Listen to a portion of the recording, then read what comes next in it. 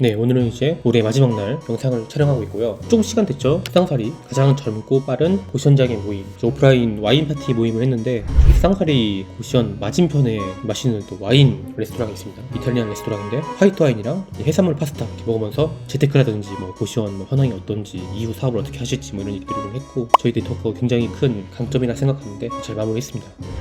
오늘은 아주 따끈따끈하게 지난달 이제 막 창업하셔가지고 잔금 치고서 이제 막 새롭게 막 리뉴얼하고 또 이렇게 돈을 벌고 계신 컨설팅 통해서 고시원 창업하신 분 이야기를 좀 해드릴게요. 저희 네이버 카페 세상살이를 제가 많이 홍보하고 있고 또 많은 분들이 와주고 계시는데, 여기에 현 시점 가장 핫하고 트렌디한 정보들이 많이 있다고 좀 자부를 하고 있어요. 저도 되게 이제 퀄리티에 신경을 쓰고 있고, 세상살이 카페 보시면 왼쪽에 이제 컨설팅 세미나 후기 부분이 있어가지고 창업하신 분들이 이제 직접 써주시는 글도 있고, 제가 그때 뭐 어떤 컨설팅 의사결정을 도와드렸고 어떤 상황의 분이었고 어떤 물건을 어떻게 인수하셨는지를 좀 자세히 써놓으니까 창업을 염두에 두고 계신 분들을 좀 많이 받으시면 도움이 되실 것 같아요.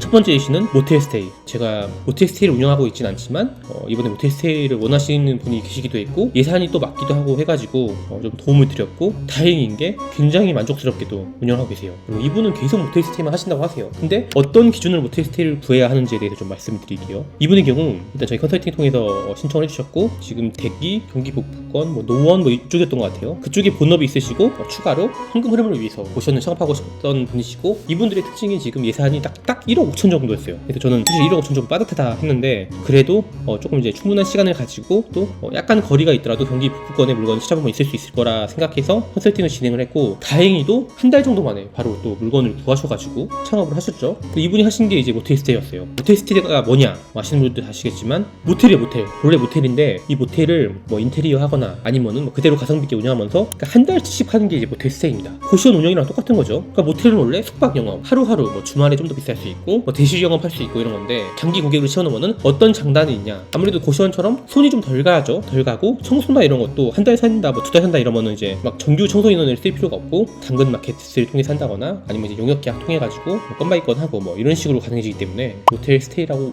이렇게 운영하는 게 한때 굉장히 유행이었어요. 하루에 모텔비, 숙박비 2만 원 이렇게 받거든요. 2만 원이면은 30일이다 치면은 60만 원 이렇게 되는 겁니다. 그러면 이제 월세처럼 되는 거죠. 다만 고시원이랑 차이점은, 고시원은 소방 필증이 있어야 돼요. 소방 필증이라는 것은 간이 스프링클러 패키지라든지 소방 시설들, 그리고 이제 도면 이런 것들이 통과가 돼야 되고, 근데 이제 모텔은 그렇지 않고 공중보건위생법이 적용이 됩니다. 그리고 이제 모텔 또한 허가 업종이에요. 이게 아무데나 지어줄 수 없고 학교 근처에 안 되고 이런 것들이 있어가지고 권리금이 유지되는 측면이 있고, 근데 이제 모텔 스테이를 들어갈 때 주의해야 할 점, 일단 권리금을 좀 낮게 들어가는 게 당연히 고시원 마찬가지지만 좀 필요하고, 모텔이 아무래도 고시원보다 보증금이나 월세가 좀 더 이제 무거운 느낌이 아무래도 있어요. 왜냐하면은 과거에 모텔이 수익성이 굉장히 좋았기 때문이에요. 지금도 어떤 공간 대여의 어떤 아이템 중에서 모텔이 가장 수익성은 좋다고 알고 있어요. 근데 그 이유는 방이랑 시간을 쪼개 팔수록 수익이 더 올라간다라고 제가 말씀드렸죠. 고시원도 방이 개수가 많아야 되고, 그리고 방 하나를 이제 1년으로 파느냐, 일반 원룸이죠. 아니면 월세로 월월 달달이 받느냐, 고시원이나 달방이죠. 아니면은 일주일 단기 임대, 하루하루 주말에 좀 더 비싸게, 그리고 하루도 쪼개서 대실로 이제 숙박을 팔아서 수익성을 극대화한다, 이렇게 해가지고 수익성이 높아지는 건데, 그러다 보니까 과거에 이제 운영이 잘 됐던 때가 있던 이제 모텔이다 보니까 보증금과 월세가 좀 무거운 감이 있습니다. 근데 모텔 스테이를 운영하려면은 보증금이야 그렇다 치더라도 월세가 무거우면은 바로 수익성에 직결된단 말이에요. 그렇기 때문에 이 부분을 좀 면밀히 보셔야 되고, 그래서 자세한 내용들이랑 이제 맥락은 저희 카페에 있으니까 좀 보시면 되고, 또 가장 좋은 거는 모텔이 그런 데 있어요. 옛날 터미널이 있던 곳이고, 터미널 근처에 모텔이 많거든요. 지방에 있는 데 보시면. 근데 문제는 지금 터미널이 이전을 했어. 이런 데면은 사실은 굉장히 꼼꼼히 보셔야 합니다. 가령 모텔 스테이 업자들이 그런 물건들을 싸게, 권리금 굉장히 낮게 인수해서 인테리어를 이쁘게 해서 방값 한 60만원 70만원으로 이제 오픈바로 팍 채웠단 말이에요. 그러고서 바로 이제 매각을 하고 파는데, 그 이유가 뭐냐면은 터미널이 있었는데 터미널이 없어졌잖아요. 그러면은 상권이 많이 안 좋아진 거예요. 근처에 어떤 수요라든지 이런 게. 그러다 보니까 어떤 고시원이건 모텔 스테이건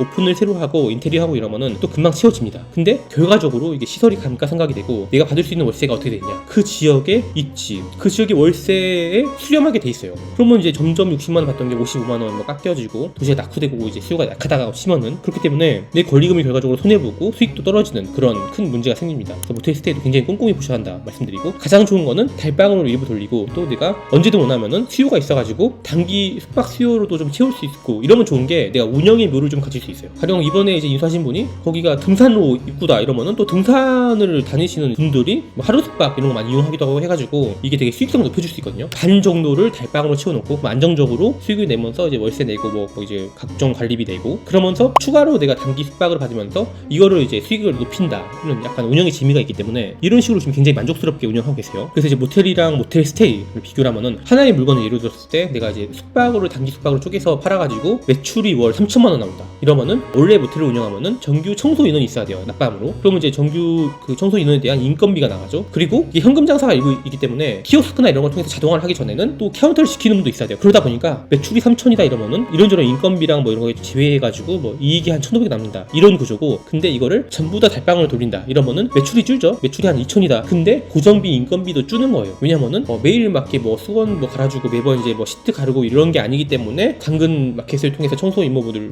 저렴하게 구한다거나 이럴 수 있는 부분이 있어가지고 반 오토가 가능하죠. 근데 그러면 매출 2천에 고정비 한 1,000만 원 빼가지고 이익이 한 1,000만 원 난다. 이런 거기 때문에 제가 선택을 할 수 있는 그런 개념. 근데 지금 저는 사실 고시원 사업을 하는 이유가 수익 극대화보다는 안정적인 이제 현금 흐름 플러스 내가 시간 확보이기 때문에 저라면 모텔스테이 후자를 택합니다. 그래서 물건을 굉장히 꼼꼼히 보시는 게 굉장히 중요해요. 모텔스테이는 이제 에어비앤비를 고민하시다가 30대 후반인 여자분이신데 지금 열심히 지금 인테리어를 하고 계세요. 이분은 이제 그 남부순환로 라인으로 이제 남부순환로 라인이면 저희 사당부터 뭐 강남 사당 그리고 이제 신림 뭐 이쪽까지 이어지는 이제 큰 도로인데 그쪽 근방의 고시원들 좋아합니다. 그래서 인솔을 하시고 이분의 경우 물건을 가지고 오셨어요. 근데 물건을 가지고 오셨고 근데 제가 봤을 때 가격이나 뭐 지역이나 이런 게 좋아가지고 너무 이제 뭐 많이 고민하지 마시고 이거는 보하자 돈 드리겠다 해서 굉장히 빠르게 의사결정하셨고 지금 뭐 인테리어나 이런 거에 되게 좀 감각이 있고 하셔가지고 지금 알차게 잘 준비를 하고 계세요. 지금 마케팅 챌린지 듣고 계신데 이분은 에어비앤비라든지 인테리어 쪽에 대해 지식이 좀 많으시고 공부도 많이 하셨더라고요. 수강도 하시고 근데 결과적으로 이제 고시원을 창업하신 게 에어비앤비도 제가 에어비앤비 전문가는 아니지만 제가